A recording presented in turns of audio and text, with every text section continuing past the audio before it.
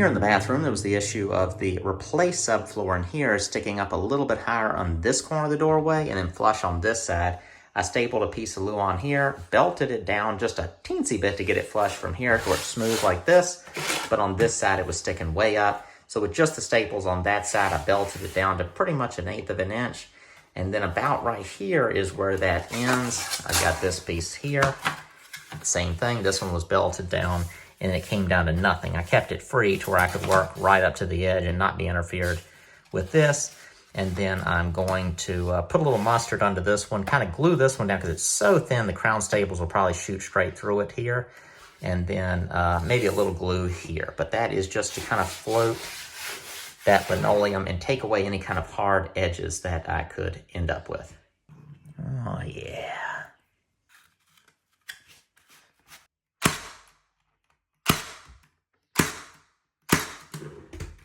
I'm here in the kitchen bathroom trying to figure out the plumbing for this pedestal sink.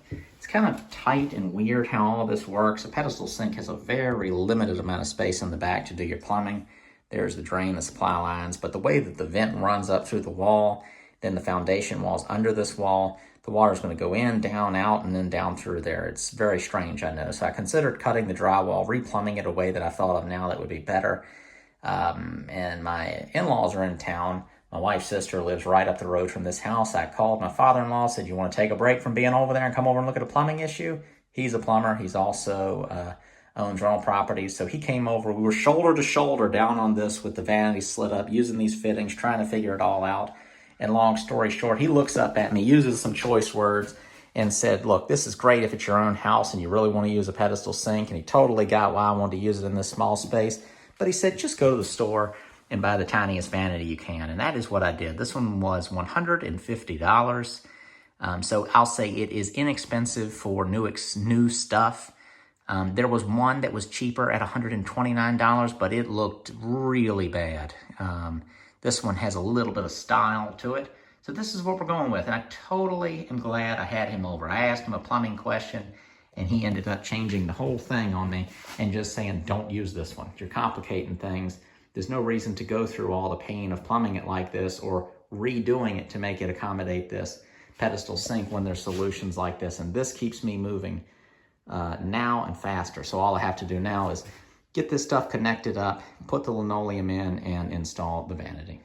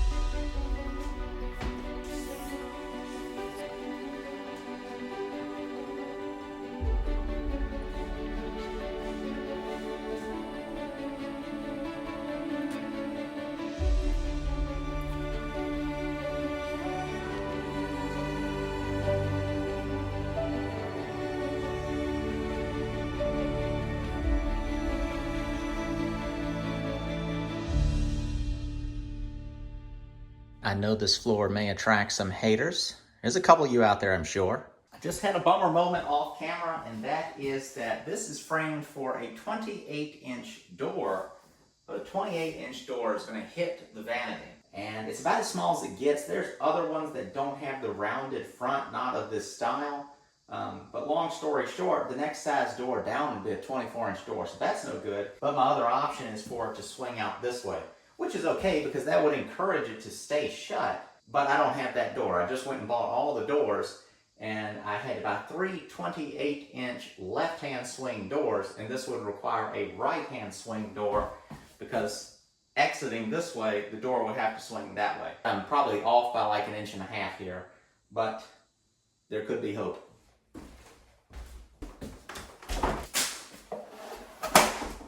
One side of the, set that off to the side.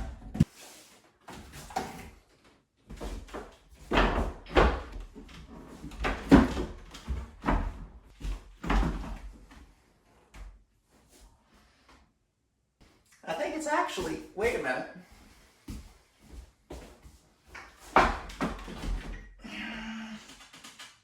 No, I lose. It's not even supposed to be a 28-inch door here. So a 30-inch door goes here. So it's even worse. I don't know how I'm going to do it yet. I'll probably just have to swing it out into the kitchen.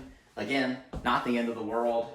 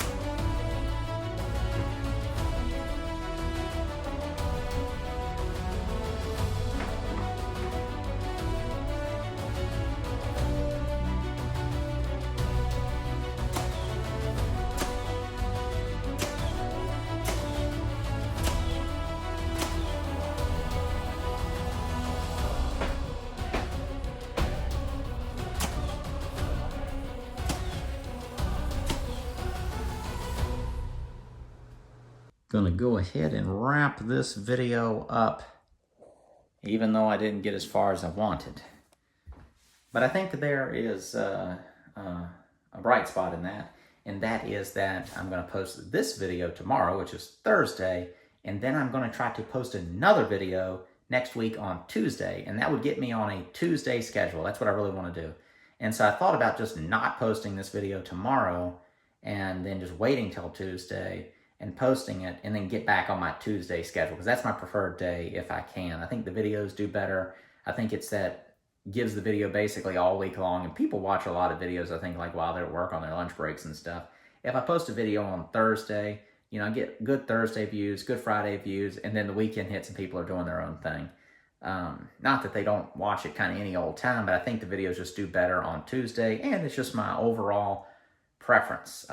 But what that's going to do is that's going to make me, I think, do more work than I would have done if I would have posted this video. The other idea was that I was going to post a video of the $12,000 house, the center block house. Someone moved out of it, and they kind of had it in the worst condition it's ever been. So I had to go in and do the changeover for the next tenant, and I filmed the condition it was in and then a little bit of what I did, but then I didn't really wrap it up all that good. So I was maybe going to post that tomorrow, but I'm going to post this.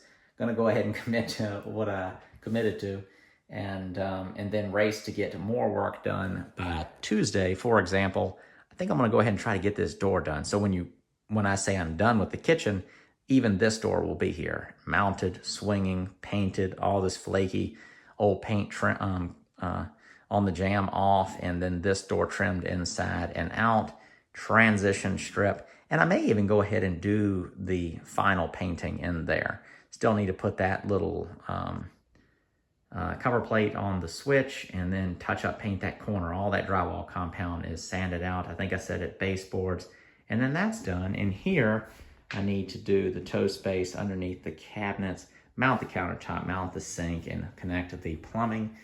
We'll take a look at this from here. Doors in. Of course, you know that. It's maybe a better view than I showed a little while ago. I'm liking it. I had the door swing out because at first I was thinking, oh, I'll let it swing in. And then I discovered it's going to hit the vanity. I think I posted that in the first part of this video, or in the video. So I actually measured the door wrong too. I thought it was a 28-inch door, but this is a 30-inch door. So I ran one of those 28-inch left-hand swing doors back to Lowe's, swapped it out with this 30-inch right-hand swing, and now it swings out to the kitchen. And that seems odd, maybe, that it swings out into the kitchen. It'd be better if you could swing it in there, and if you want to leave it open, you could, but there's no room for it. I'm not going to put a 24-inch door. That would be the size that it would take to do that. The other reason is this.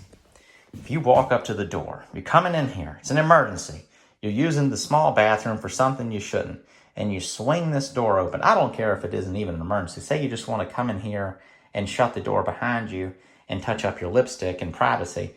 When you come in, you were going to have to do this, because keep in mind, there's going to be the stool goes right here. So you would have to kind of step to the side and then shut the door behind you and then run over there, or pivot and sit. So that would be kind of a lot of a spinning around dancing that if you were not a beanpole, you might not be able to do it in time. And you don't want to make it inconvenient. You know, there's people of all different shapes and sizes, not trying to be funny on that. And I'm not talking about somebody not being able to fit through a doorway, but when that door swings out, you know, that's pretty small. You know, you gotta keep that in mind. I'm wide angle right now, so once you drop this thing, you know, that makes it look more the same or the right size. So I think that this is just much more functional. It's the same thing as a small closet. You kind of have them swing out into the bedrooms to where you don't use up the closet space. But I'm pleased. Hollow core, pre-hung doors are so easy to fool with. I got brush nickel knobs and stuff. I'm probably going to remove the doors and spray them is what I'm guessing. But so I think that's pretty much it. You know, underlayment, linoleum or vinyl floor, whatever it's called. And then the carpet in here. I'll talk more about all that, why I did what I did in the next video, because it'll be sort of the full kitchen wrap up. So that's it for the work. Check out the first link in the description below, or the first comment, which will be a pinned comment. That'll be a link to patreon.com/homemadehome. I think that's the URL of it.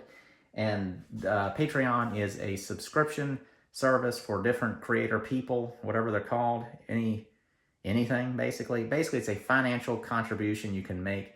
Build monthly. I set it up with a $3, $5, $10, and $20 tiers.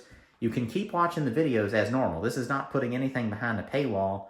I am doing some perks for it, but it doesn't do anything different to my videos. You can just keep watching them. But there's people who like to support the different people that make videos or whatever else people do on Patreon.